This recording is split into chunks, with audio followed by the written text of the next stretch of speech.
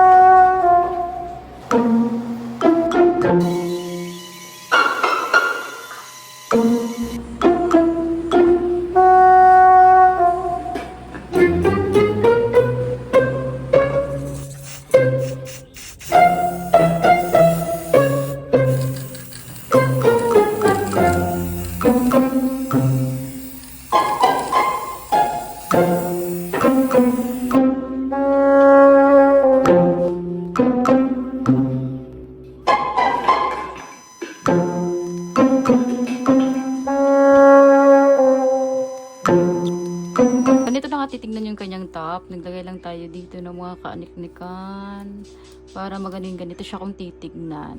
But before that, we're not done yet for this top.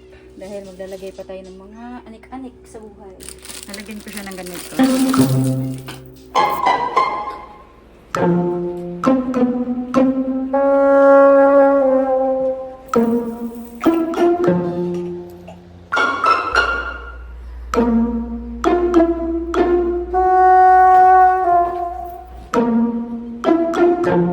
Ito na yung final looks ng kanyang ribbons. Uy! Nilagay tayo dyan ng mga pa-eme-eme root sabit-sabit. Ito may nakita kasi ako dito sa mga fashion, ano lang yan ha? Fashion jewelries lang yan, hindi totoo yan. And magaan lang din yan.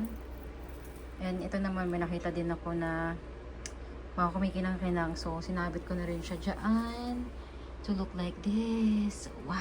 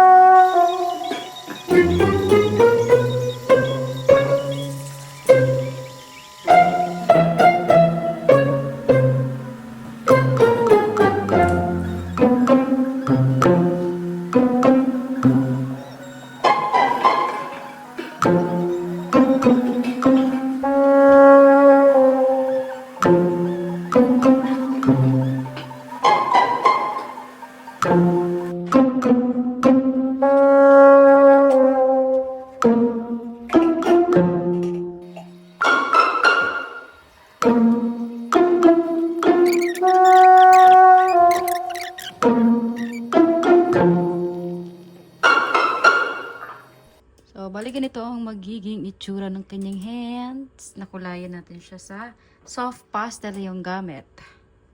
Okay, thank you soft pastel. Ito lang yung meron ako white. So, kailangan natin kulayan para ma-achieve natin yung gusto nating kulay. So, this is it.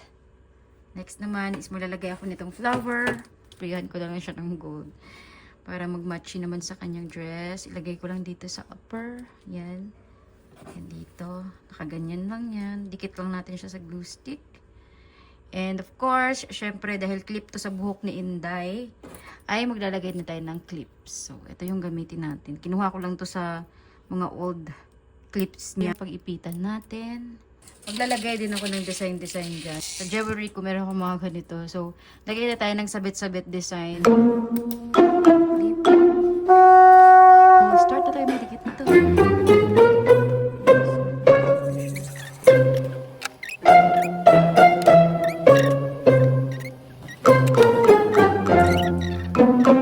Sunod naman ay maglagay pa akong karagdagang kaniknikan design, mga beads.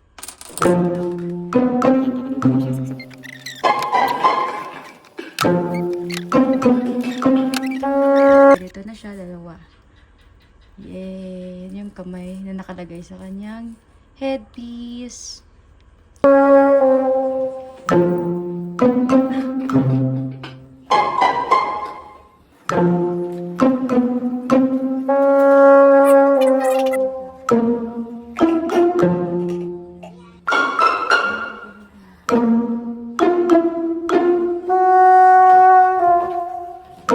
For the final costume, bali, ito na yung costume na or dress ni Inday sa kanyang candy party sa school. So, ito yung kanyang headpiece na ginawa natin. And then the top with shimmering splendid. And meron kasi siyang dress dito sa bahay na hindi niya panasuot. So, yun na lang din gamitin ko kasi matchy-matchy naman sa kanyang mga kemerut, sa kanyang mga kaaniknikan na may golden block. So, bali, ito na lang din yung dress na pang-inner niya. And, meron siyang laruan dito na parang basket. So, kinulayan lang din natin para magkulay golden. So, matchy-matchy din sa kanyang magiging suot. And yung ating pakpak niya kasi siya ay Black Angel. Black Angel. Hey.